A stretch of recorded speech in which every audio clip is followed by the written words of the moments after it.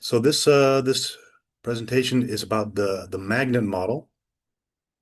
It's a model we have at Wageningen Research, and it's this presentation focuses on uh, global future scenarios for agriculture and how it integrates into the project.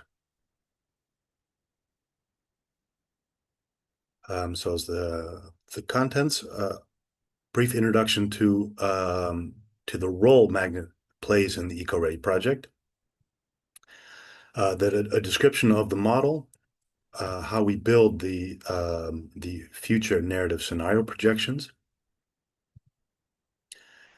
and further how this feeds into life cycle analysis models, which also play an important role in the project. And often the point of contact will probably be through the life cycle analysis. This develops a bit, explains a bit more of what I've just mentioned.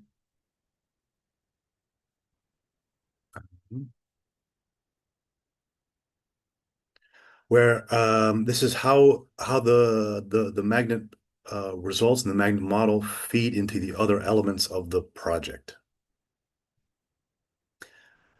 Um, so there are some results go directly into deliverables. For example, the deliverable 1.5 is the scenario results from the magnet model, and deliverable 5.5, which is still forthcoming, is the policy recommendations, which will also lean on some of the magnet results, among many other inputs of the project. The magnet results also go directly into the uh, observatory, um, but also they will feed the prospective life cycle analysis scenarios, and via those scenarios also provide data and inputs to the living labs.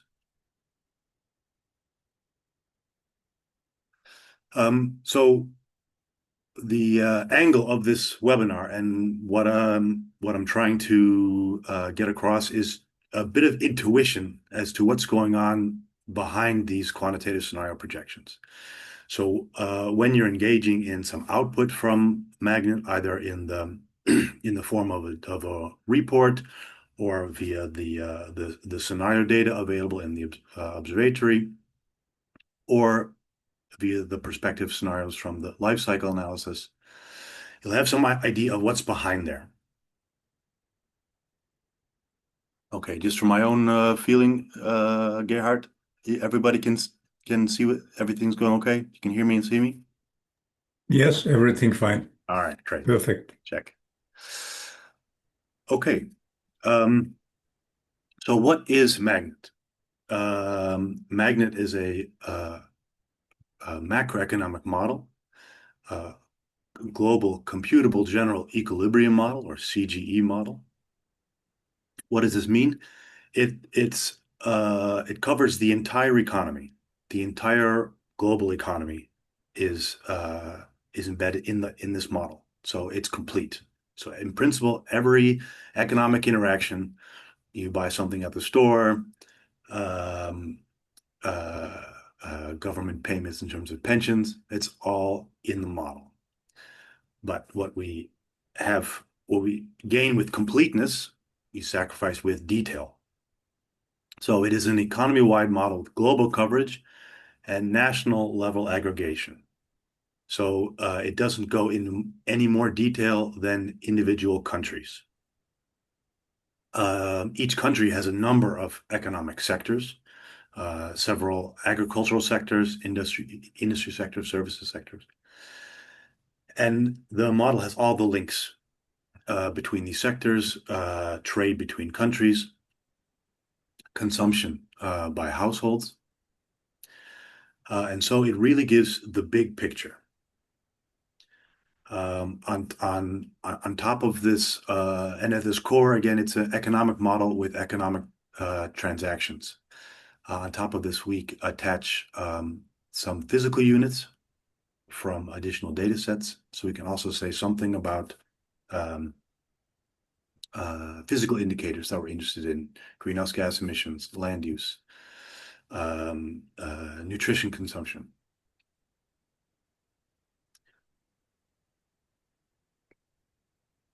Um, um, we're very proud of Magnet. We use the name very often. It is our model, but we're not doing this by ourselves. It is built on top of another model called the GTAP model, which was comes out of Purdue University in the United States, and was designed in the 90s to analyze the free trade agreements that were going on at the time.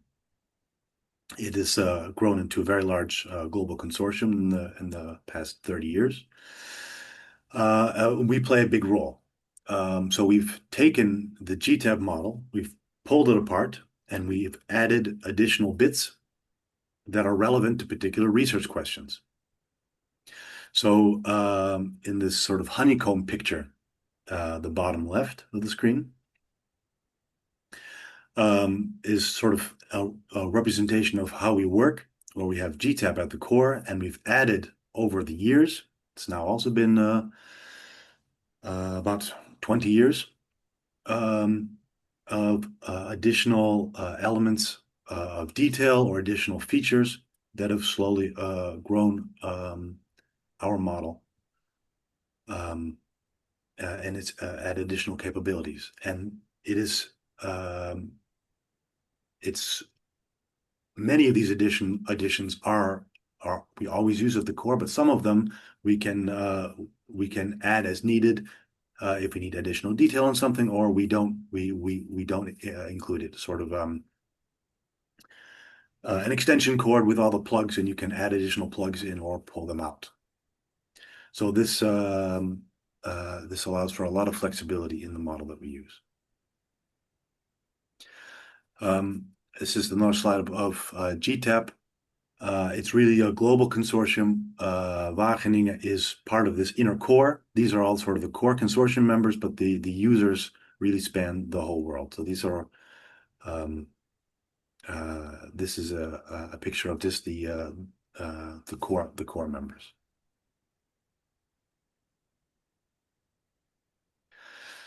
So this is a more detailed picture of the agricultural element of Magnet. Also, GTAP came out of the agricultural department of Purdue University, so there is quite a bit of um, additional detail in agriculture. But keep in mind when I'm presenting this that the model includes the entire economy, not just agriculture, and that really sets us apart from um, more detailed agricultural biophysical models, which really focus on one thing, is that we have all the links to the whole economy.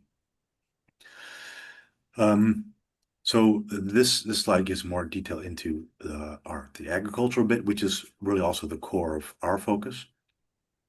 So we have these various primary commodities, all these different crops, and livestock sectors. We have also processed meats and processed food sector in general. And we have a group of consumers that are eating the food. We have producers that are producing the food. We have supply. We have demand, and it is the prices that are the signals to the various actors in the model to adjust their behavior. So a consumer has a basket of things they would like to consume, but if the price of one good goes up relative to other goods, they'll maybe consume less of that. That gets more expensive. And the same with the producers. If there are several different farmers growing different things, or you have different firms growing different types of goods, the price of one goes up. Well, they're going to put more effort into producing more of that because the price is higher. And that's not just for the food that's produced and grown, but it's also for the labor that's hired, for the land that's used, and for investment capital. So these are also the elements of the model and the idea of, well, if a price of one good goes up relative to others, how much would I want to switch from that? That's governed by also parameters in the model called elasticities. So the model is these payments, um, these elasticities, and what we call these changes to the economic setup as they are. So um, the little explosion graphics are ways that we can influence the model from the outside. So we say, okay, what happens when population increases? Or what happens when we reduce or uh, uh, or increase an import tariff? Then the prices of goods will change. That gives signals to the people consuming. That gives signals to the people producing. Um, well, also, what happens if technology makes the production of particular goods more efficient? Then it's less expensive to make them. The price gets passed on to the consumer, and the whole economy adjusts and changes. So the elements in the explosion graphics are ways that we then tweak the model from the outside to see how the rest will react. These are the we call exogenous variables, while the others are endogenous. They are determined by the model.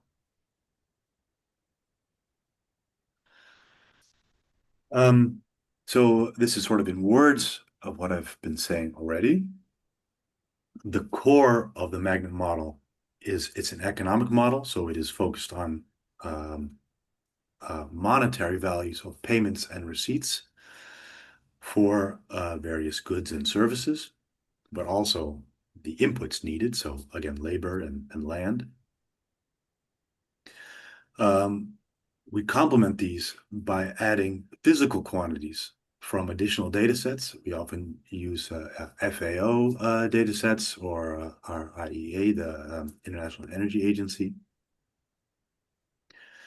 We have so for greenhouse gas emissions, for nutrients, for land use in physical terms. And we can also add additional indicators related to the SDGs, for example. So an indicator we have would be an indicator of food security, which is the change in this cereal price, the cheapest food, with the lowest level of income. So if the lowest wage group, unskilled labor, if those wages go up, and at the same time the price of cereals to purchase goes down, well then that's more food available then for the lowest income. So that's a positive indicator for food security. So these are sort of the examples of how we attach additional indicators to this output. So just I'll recap. What can Magnet offer? It's a closed economic system as opposed to what we call a partial equilibrium model, which focuses on maybe one sector and it doesn't without links to the other economic sectors. So a closed economic system um, means that if a sector is growing, let's say we're producing more food, we need to pull in inputs from other areas, more labor, maybe more fertilizer. Well, those have to come from somewhere. So this closed system means that we can trace exactly where everything is coming from and the trade-offs between, say, land for growing one crop versus land for another crop. If we're importing less and we're growing more ourselves, well, another country is exporting less. So this complete framework allows us to also address multiple objectives and how they may provide synergies or trade-offs.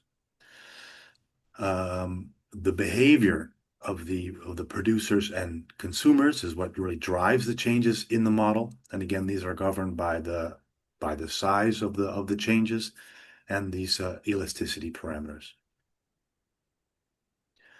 So that gives it's very flexible and it's very open, allowing for many different types of research questions. And really, it also allows us, because we have a complete system and we have the big picture, it allows us to connect with other methods and methodologies to enhance our impact. And in this project, again, that's the primary point of connection is with the life cycle analysis approach.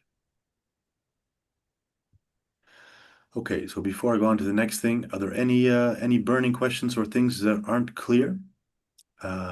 Just wait a few moments, and otherwise we can have a discussion at the end as well.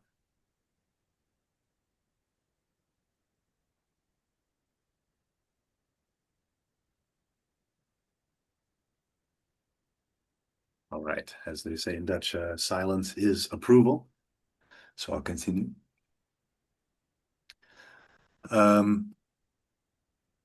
Now we're going to the scenario bit. So I've introduced the model and the intuition behind the model.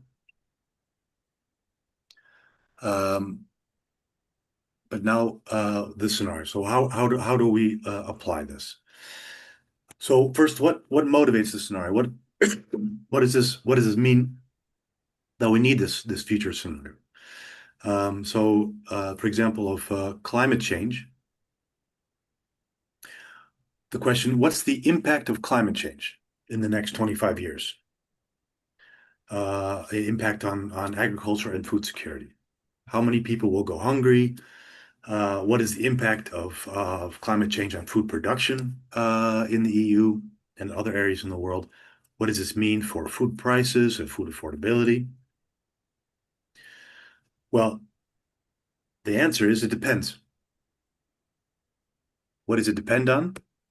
It depends on not just what type of climate change we're talking about, where and how severe it is, but also what the world will look like in the next 25 years. If we have a much more integrated, wealthy world with lots of infrastructure, then perhaps a drought in one area or a flood in another will be much less impactful than the same climate event if the world is fragmented and more poor.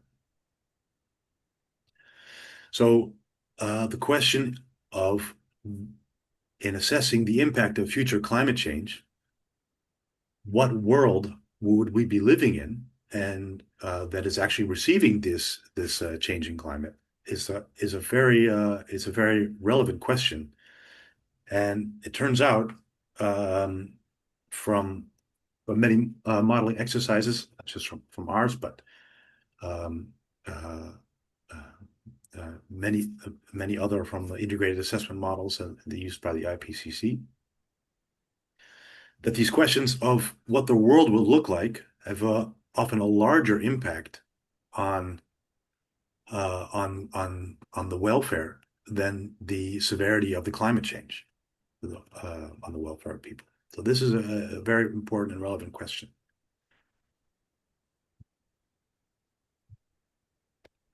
So of course, nobody knows what the world will look like in the next 25 years. But so that's where scenario analysis comes in and scenario thinking. The climate change modeling community in the past several years has developed uh, these what they call socioeconomic pathways or SSPs. Sorry, shared socioeconomic pathways, SSPs. And so these are narrative scenarios as to what the world will look like in the coming years and how it will develop. So there are five standardized narratives, and again, these narratives are very important because all the various models have in this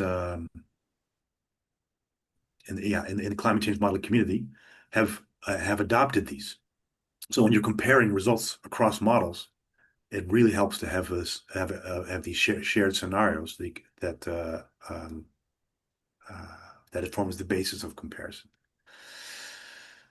Um, so there's 5 standard scenarios, of which 3 are the main focus and 3 are the most used, and these 3 are also used in this project. So that's SSP 1, 2, and 3.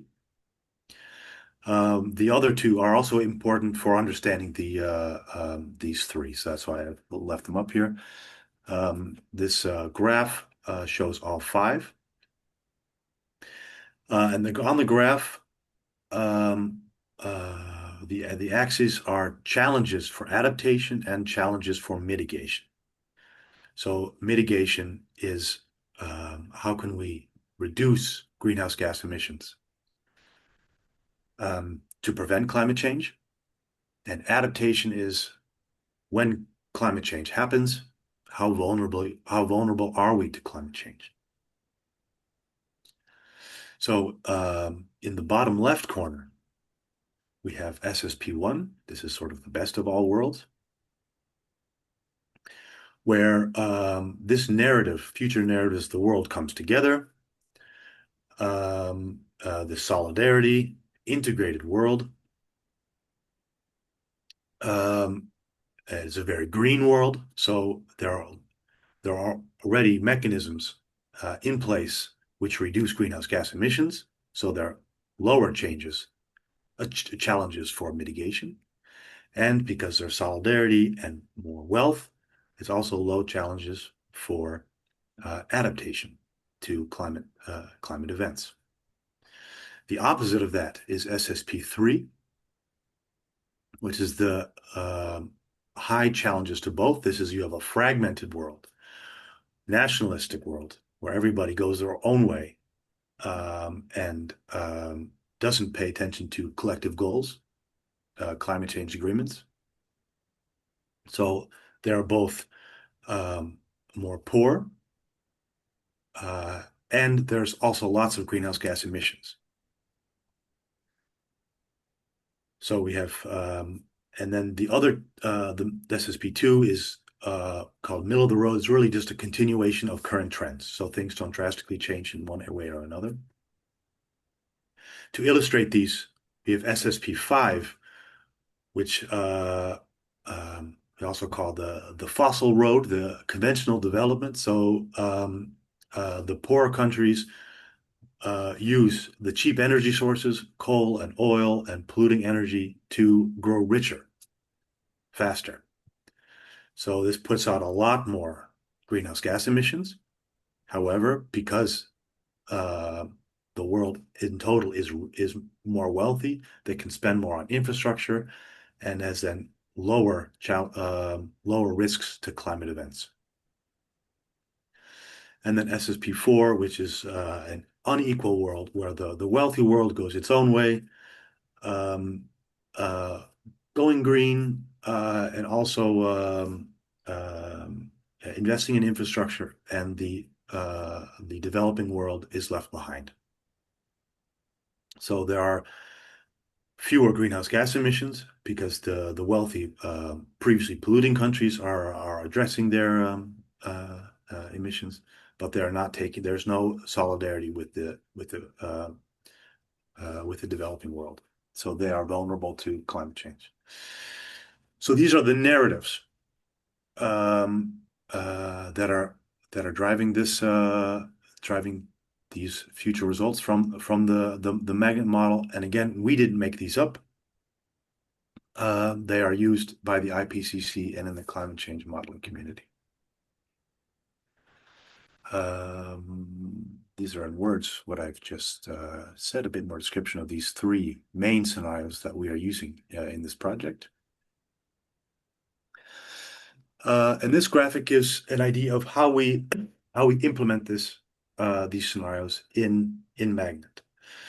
So Magnet, it's a base year with data, real existing economic data from a year in the past. So the current base year is 2017, which we get from the GTAP database and the GTAP model. That's then augmented by additional data sets, which all gives a clear picture from an data from an existing year, 2017. Then we update this year with changes to the total economic growth, changes to population, changes to productivity, um, and also policy changes, changes to taxes, so reducing tariffs, more free trade, or more protectionism. Um, on the one hand, we may also increase protected area, so reduce spaces for agriculture, or allow for more agricultural expansion. And so we do these for every period, and these periods are about this in this project are 5-year periods. So we go from 2017 to 2020 and then 2025, and that's the data that we then deliver in this project: 2025, 30, 40, 45, and 50. So it takes this data set of all the payments and receipts and continues to update it for these periods. And so that's the data that you'd be seeing. Again, back to this picture, how do we do this? So it is, we use these exogenous variables that are in these explosion graphics to change the levels of population, growth, which also affects income. Also dietary preferences. So they're in the SSP1, the green road. Then there's reduction in meat consumption and more vegetarian diets. In the SSP3, the rocky road, that is the opposite. There's a shift towards preferences for meat. We change trade policy and also investments in technology and land availability. So this is how we change the model in line with these scenarios. So again, that is so now we've covered the intuition of the model itself, the intuition behind the scenarios. So I'll give a brief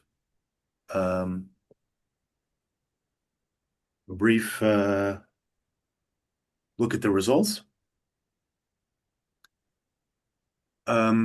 These are the global trends from these 3 scenarios.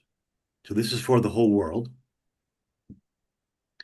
The green road, the middle road, and the rocky road. The green road is the SSP1 with the solidarity coming together, the greening world. The rocky road is the opposite, nationalistic, and not paying attention to any global commitments to from climate change. So there's you see that there's a change in the demand for protein from livestock. This food security indicator I mentioned before. This is a different one. This is the share of food expenditure from total disposable income. So because it's a general equilibrium model of the entire economy. We also have for the household all sources of income, and we look at how much of that income is spent on food. Oh, this should also be here. These are percent changes, percent changes from the base year. So 2050 compared with 2025. So the share of food expenditure in total disposable income goes down in the green road. So people are spending less of their income on food. The rocky road is the opposite. They're spending more of their income on food. And the real GDP per worker, that's the rightmost piece. That's the the amount of wealth in the economy per worker. That's the economic growth, relative economic growth per capita. It's a much better picture in the green road than in the rocky road. This is the global trends that are also following these scenario narratives. So this is some trends for the EU. You see the population in millions of people from 2025 to 2050. The green road uh, has a higher. The population goes down in the EU in every case, but it falls further in the rocky road than in the green road. For the rest of the world, this is actually the opposite because of less investments, less economic growth in poor countries. So there's a higher birth rate in poorer countries. In the EU, it is more. I think it's more to do with better healthcare and longer life expectancy. In the case of land productivity, that's the output per hectare. There's actually more output in the rocky road because they're allowed to use more fertilizer, chemical fertilizers, more intensive agriculture. But as you go back here, so these trends that I'm showing you, they are global, but this is also similar for the EU. You see that that there's food prices are lower, so there's a lower share of food expenditure in the green road, even though there's more food produced in the rocky road. That has to do with the desire for meat and also additional food waste. These three graphs show this. It's the same thing, but for the different the three different scenarios. These are prices for agri-food in green, for industry in yellow, and for energy in blue. So the top left, you have the green road. The energy prices go up. This is again, relative to 2017. So the energy prices go up in the beginning and then stabilize as we switch to green energy sources. And agricultural prices go down. So even though there's less food being produced, it's the change in diets, the integrated world, and the reduction in food waste reduces food prices in the EU. So this is a positive for food security. Compare that with the rocky road, that even though again we have more intensive agriculture and food production, the prices go up. Okay, because of time, I'm going to skip this. Just a few slides on the life cycle assessment. This is really an advertisement for the next webinar, which is focused on life cycle assessment, because there's the magnet results are behind the future scenarios with the LCA. So just a brief moment on this. LCA, we have environmental and social LCA, which give indicators, environmental and social indicators from production, and these are expressed in per unit of output. You have this is the scheme for how the magnet scenarios will feed into the life cycle assessment. In the yellow on the top left, these on the scenarios, the SSP scenarios feed into the magnet model, which then go into the adjusted LCA. So they have their own baselines, their own base years, and that then gets adjusted with the changes from the magnet model, which then feed into the observatory, the living labs, and the output. So this is an example of outputs from magnet model, which goes into the life cycle assessment models for the wheat sector in the Czech Republic. In the green road, we have a reduction in total wheat production and also a reduction in yields, an increase in energy efficiency, and a decrease in fertilizer per unit. The rocky road, we have a larger increase in total production and an increase in fertilizer use per unit. So this is then what feeds into the life cycle assessment. And this then allows them to not only have an assessment of the current situation, but also project that into how that might change in the future with these magnet variables. So with that, I'll stop the presentation. I know I've gone a bit long, and welcome any questions.